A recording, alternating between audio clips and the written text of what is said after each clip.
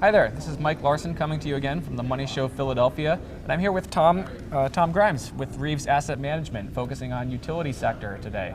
Tom, in our earlier conversation, we were discussing some of the trends, some of the things that were driving investment in utilities and so on.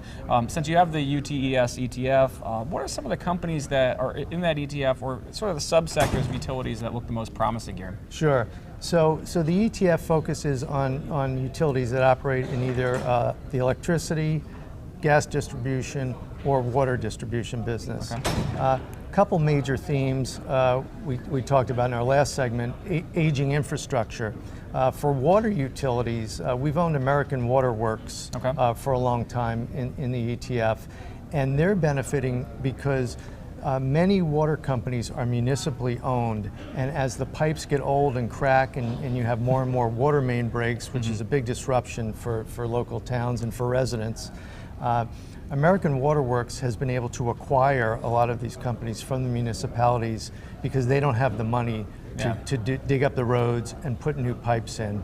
So they've been able to buy them at very reasonable prices and get the rates up a little bit for water, and water rates have been very low for a long time, and improve the infrastructure for the next 100 years.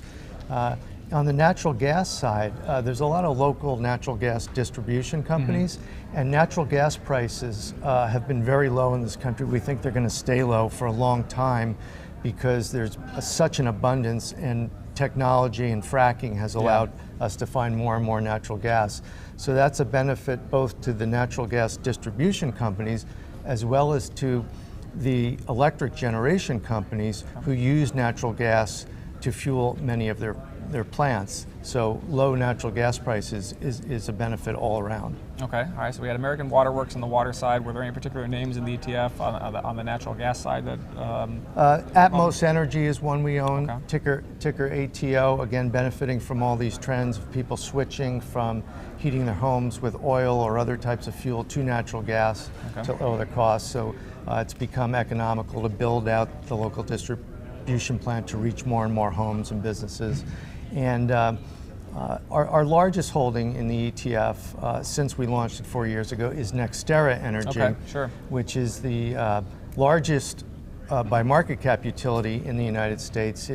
Its major subsidiary is Florida Power and Light, which we believe is the best managed utility in the country, and also has one of the most supportive regulatory environments. So they've been able to spend money on renewables, on improvement of the grid, on storm hardening, also to prevent against terrorist attacks, which is always a threat, especially in this business. If you can take down the grid for a long period of time, you can do a lot of damage to the economy and to our lives. And NextEra has been a terrific stock.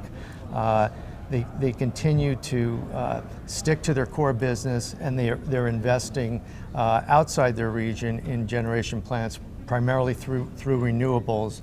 And there's there's very high visibility on their earnings for the next 3 to 5 years, which is why the valuation has done so well. And their dividend increases have kept up with their earnings growth, which is way above the average utility. Fantastic. So we've got some ideas in water, natural gas, electricity.